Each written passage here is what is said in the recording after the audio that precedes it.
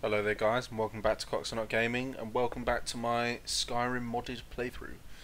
I haven't done this for about a week now, just because I've been playing Payday 2, but I'm back now, giving it another go. And for my first little video, this isn't going to be continuing from the storyline where I left off. I'm just going to answer a request I had to go over the Skyrim Redone trade skills, and then the next video will be continuing from where we left off. So without further ado, let's take a look at Enchanting. So with most of them, well, in fact with all three of them, by actually using the tables is exactly the same. So in Enchanting's case, you disenchant items you've got. I'm not going to disenchant that because I'm using it at the moment. But and then once you've done that, you can then use those said enchantments on other gear. So and it's exactly the same with Alchemy as it's here. To make potions or whatever, you simply combine two items together and it makes a potion. So in regards to how you actually make stuff, it's all exactly the same, but obviously the big difference is in the perks. So one thing I'll quickly go over, which is a kind of big difference, is how potions actually come out. And I'll just run my cursor down slowly so you can pause on any that you really want to know about. But as you can see, every single potion has been renamed, rebalanced, and all in all, I really like what they've done with them. Pardon me. Like, especially with, say, health potions where you don't get that instant burst anymore.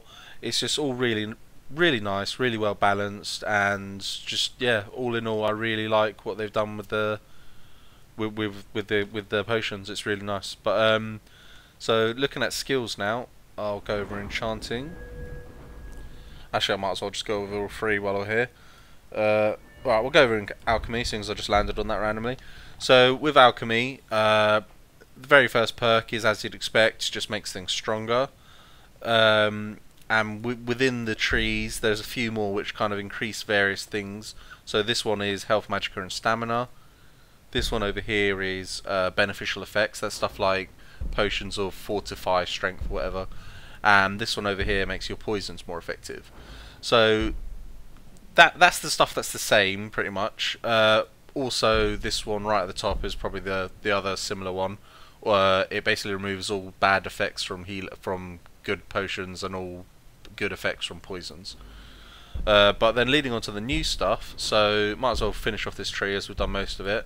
You've got the fast metabolism perk. And what that does is, as I've said before, potions don't give you that instant burst of health anymore. They give you this kind of quick rush of regeneration. And what this does is effectively double the strength of that, doubles the strength of that regeneration. And yeah, that's a really nice perk to have. I'm definitely going to work up to that at some point, because God knows I need to get out of some sticky situations sometimes, and that perk will really help quite a lot. So this tree up here is all about explosions. So adhesive explosives, you can make them at cooking pots and apply them to your weapons if you get this one. If you go one up, you can apply them to bolts and arrows, which is obviously applies to me. And then finally you can apply them to bear traps, and you can also do time bombs, whatever that is. But I'm guessing they're just slightly stronger versions of the previous ones. So it'd be interesting to see kind of what delayed explosions and time bombs actually do. Obviously you can imagine what they do. It's just kind of like you shoot an arrow, count to 3, and then suddenly they explode, which sounds good in theory. I'm not sure if it's the best thing in the world for a kind of assassin type archer like I'm going for, but at the same time it could be quite situational and provide some quite funny, like, you know, sync kills. But so that's that side. Leading on from this first one here, it can also breach up to this way, called Poison Burst, and you can mix poisoned flasks at a cooking pot. These can be used to turn bear traps into exploding traps that poison, paralyze everyone nearby, or to coat spike traps with poison. And so again, that's just one which helps you enhance your bear traps, and that's down the Wayfarer tree, which I am going to start up at some point when I activate the old Frostfall add-on. My reason for not doing that is because I didn't want to like kind of activate two separate mods, which I had no idea what I was doing with at the same time. So kind of, I am getting quite in tuned with Skyrim Redone now. So probably in the next few episodes, I will activate Frostfall, so we can start taking a look at that. But yeah, enough on that. So this perk here, poisons applied to weapons lasts for 2 more hits. This is a perk we have seen before in original Skyrim, but obviously, as you can see, this can go up to 3 ranks. So I'm guessing that eventually means you can get 4 hits out of each poison, which is very nice and very strong. So that's definitely something I'll aim for. And finally, no, field alchemy. You can craft alembics at forges, and I'm guessing these are just, I've never heard of an alembic before, but I'm guessing it's just kind of like a little pocket alchemy set that you can carry around with you, so you can just make potions on the go. Oh yeah, this is something as well. Eating an ingredient reveals the first 2 effects, and I'm guessing the second rank means you reveal the first 3 effects. And last but not least, we have venomous corrosion. Venomous corrosion. I'm guessing, maybe. I'm not sure. As your alchemy skill grows, mind affecting poisons grow a lot faster in magnitude. So I'm guessing that's stuff like what to call it, fears and stuff. I'm not sure if you can get fear potions. Pardon me. But that's the kind of thing I think it would be. So moving on, let's have a look at enchanting. If I can find it. There it is. And straight away again, as you can see, we've got makes enchantment stronger, is what you'd expect. And I actually really like this enchanting, the changes they've done to enchanting. So I'll just go over the similarities at first. So we've got the what they had before with soul gems provide extra magicka, and soul siphon to get some charge back on your weapons when you kill beasts, but not people. That's all the same as before. And I think actually that is it. That is all that is the same.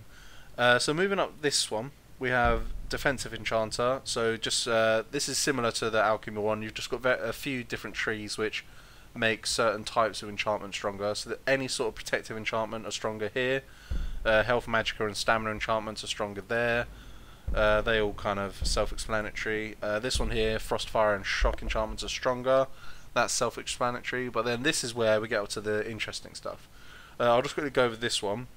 Enchantments on Dreamcloth gear are 50% stronger. I'm guessing just by the name alone, Dreamcloth is cloth armor and probably the higher end stuff. And I think that's quite good. The reason I think that's good is because mages, obviously, to make it easier for them to cast spells and all that, they wear cloth armor, but at the same time they lose so much protection it almost doesn't seem worth it. So that's why you see so many people like rolling like battle mages or light armor mages or whatever. And I think this here, getting 15% bonus to all enchantments, is a reason for a mage to wear a cloth armor. And heck, it's a reason for anyone to wear cloth armor if you want to go on a bit of a hybrid kind of class, whatever. But yeah, I just think that's a really nice touch to kind of make cloth mages like kind of have their own little bonus. So moving on to the interesting stuff now. You have Elemental Bombard, and what this does is it allows you to add elemental explosives to your crossbow bolts. Whether or not these are like AoE explosions, I don't know, but either way, it sounds really cool. And it kind of, you know, I'm kind of a bit like, oh, maybe I should have gone crossbows. They sound like they're getting some really cool stuff down these trees. But I'll go over these two in a sec, and I'll show you why I'm still happy that I've gone archery. They'll be the last I'll go over, as they're the most relevant to my actual class. We have Arcane Burst as well, which again is another thing to enhance bear traps. So we've got fire, frost, and shock explosives. Whether these can stack with the alchemy ones, I'm not sure. But again, that's just something we'll have to explore at a later date. And we've got this one up here, which is, oh, so that's just another boost one. So skills like, yeah, enhance, I don't know, pickpocketing or whatever, will just get a bit stronger. Extra effect. I like this change. This is a similar one to what you saw before. I believe this was the rank 100 one for enchanting, to have 2 enchants on the same thing. But as you can see, they've lowered it down to requiring 40, but it's now a 3 rank thing. And when you get the first rank at 40, all the enchants are 40% weaker, and I'm guessing rank 2's maybe about 80 and like 20% weaker, and then rank 3 will probably be again just what it was originally, 100, and just all enchantments stay the same. At least that's what I hope rank 3 is. It would be a shame if they still had a nerf after applying the second effect, once you had all 3 ranks in it, but we'll just have to see once we get that ranked up a bit. And finally, like aside from the cool stuff, the archery stuff, we have basically scroll making. So all 4 of these just apply to different levels of spells, and with a quill you can make, I'm guessing with a bit of paper as well, but it doesn't say you need that, you can create scrolls, and I think it's good for obviously just having a few spare spells for when you run out of mana, but also just a way of earning money, because I sometimes find good scrolls and they sell for like 500 gold, and so if you can just then make scrolls, then obviously that's really good. So moving on to arcane archery, this is where the good times roll. You can get 3 abilities that allow you to bind fire, frost, and shock to your arrows. As soon as your magicka is above, as long as your magicka is above 50%. Sorry about that.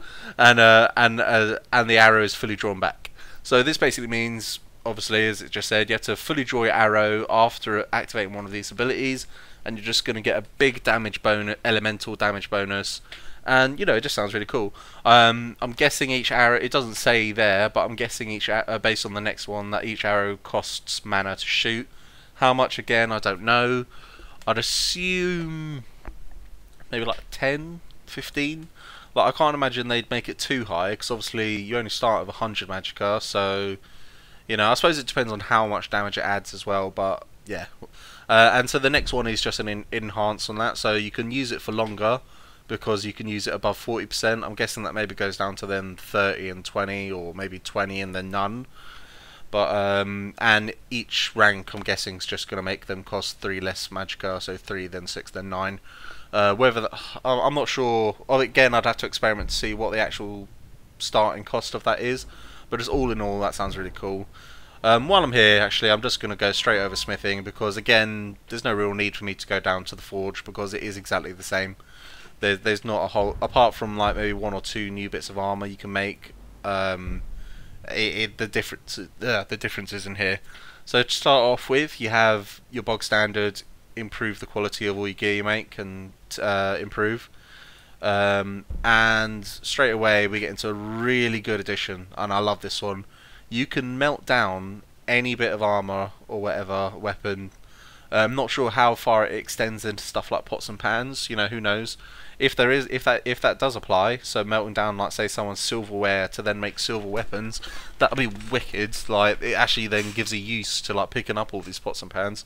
But you can then basically melt them down, and you get iron bars or silver bars or orcish bars, depending on what it is you're melting.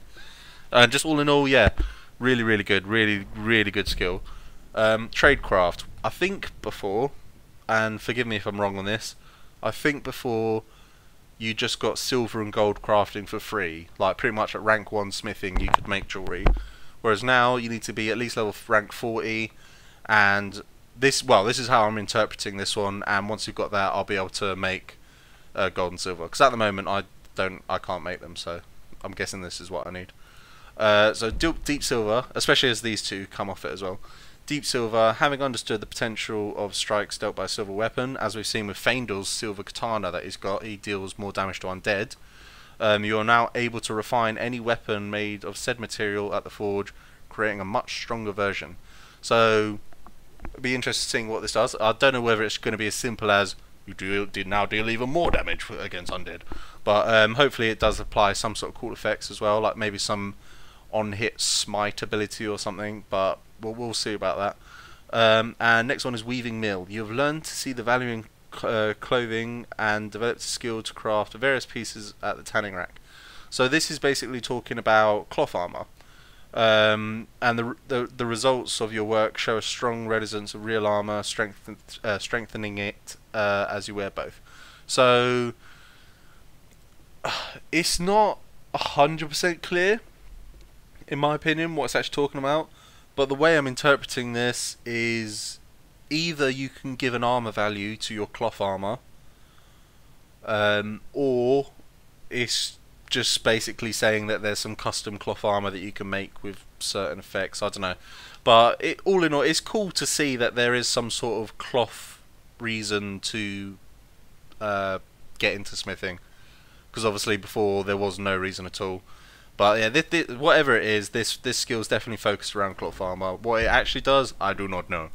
And finally, in the middle trees, we have Arcane Artisan, and this is just something that we've seen before. You've learned to bypass magical properties, and you can now improve enchanted weapons and armor. So that is exactly the same as it was before.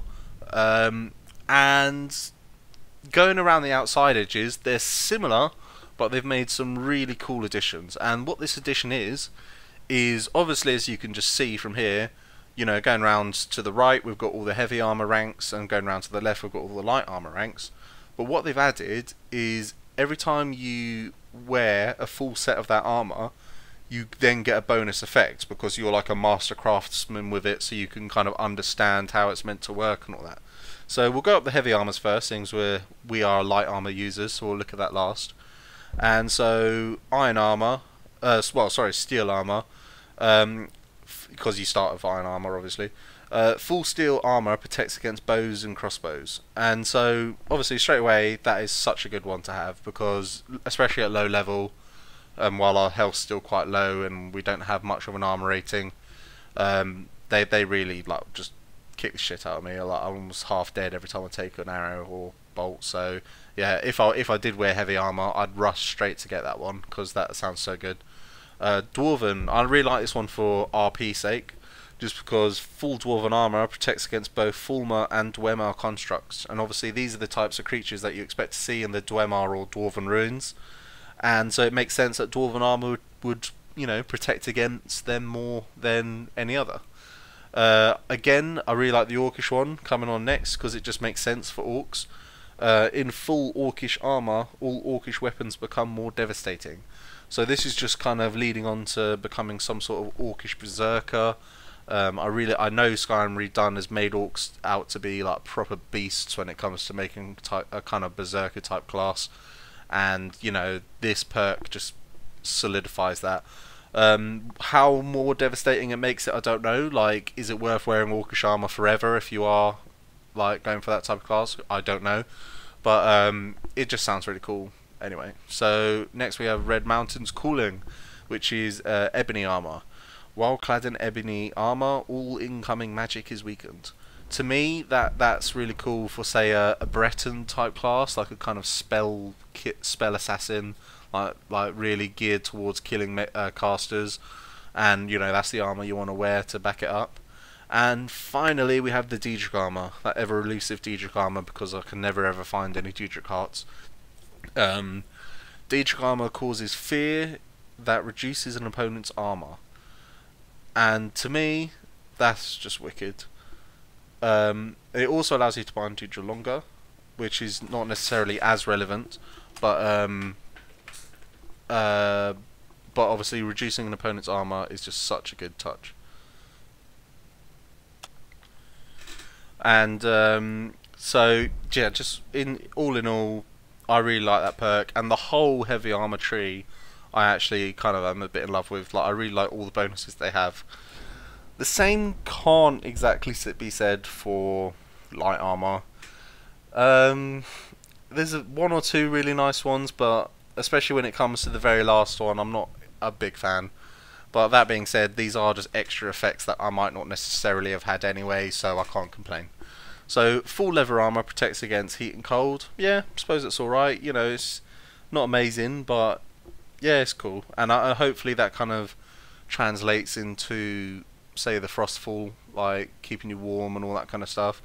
But yeah, all in all, it's not that amazing, but it's pretty cool.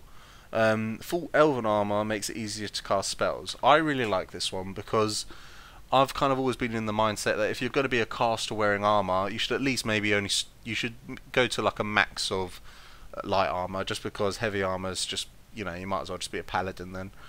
And while wearing another reason to want to wear light armor is obviously because in this mod you can get sneak attacks while casting spells, and obviously while wearing heavy armor you're going to get detected really easily, whereas wearing light armor, as I do myself, you know, it's a bit easier to get around stealthily. So all in all, I'd say the Elven armor is a really, really nice armor set for mage assassins kind of thing, whatever you'd call that class. But yeah, so moving on to Nordic armor, which is scaled and steel plate. So this is both a heavy and a light armor set. So this is one of the nice bonuses. I do like this one. Stamina and health regenerate faster when clad in these armors. All in all, that's just something which applies to apart from mages, really. Well, a hardcore mage, you obviously get some hybrid ones. That's just going to be really good for anyone. So whether you're wearing the steel plate or the scaled armor, that's just a really nice one to have. And we have Glass Theorem, the glass armor. Full glass armor might absorb incoming spells. Again, that's quite a good one, and I do really like that. And to be honest, I kind of wish that was the final upgrades, because we then get up to dragon armor, the cream of the crop when it comes to light armor, not including any custom armors that may have been added. I don't know, but yeah, here we go. You get full dragon armor, increases movement speed. That's pretty good. That half I like, but then you just get and elemental damage with fire and ice, and it's just like, well, I might not necessarily use elemental damage if I'm wearing light armor. Like, that is more of a mage thing. So it's it's a situational whether I'll like this or not. If this damage bonus applies to, say, what we've just talked about in Enchanting, with the enchanted arrows for fire and ice or whatever, then it'll be really good and I'll be happy with it, because obviously that's kind of what you want as a archer, is a damage boost, a free damage boost at that, kind of effectively. But if it doesn't, then to me it's kind of just a wasted bonus. Like, what's the point? But it's all situational whether it applies or not. So it could be happy with that, could not. But you know, all in all, when you combine Enchanting, Smithing and Alchemy, I really, really like the changes they've made. And yeah, it's definitely made them more appealing to go down. Like, whereas before I'd maybe sometimes I wouldn't even bother with smithing, just because the dragon armor wasn't that great compared to just, like, say, the epic pieces you could find around the map. So enchanting was kind of a must-have, just because you could hone in on your exact skills that you were using. But then again, alchemy, it really wasn't that sought after. You could just buy most potions. Like, obviously the ones you could make with alchemy were a lot stronger, but yeah, once you got to that kind of stage where you're pretty MLG, there's just not really that much need for potions. But in this one, it really sounds like there are some very useful things in there, especially with at this one at least, for the double double speed on your health regeneration. But yeah, so that has been all three trades. I'm not going to bother going to a forge because it really doesn't add that much. But so yeah, next episode I'll be continuing with the story. I'll probably just start off in Ivarstead because I was getting really distracted on my journey down there. But if you found this episode interesting, give it a like, or possibly give me a comment to say what you thought about the changes to the trades, and I'll speak to you later, guys.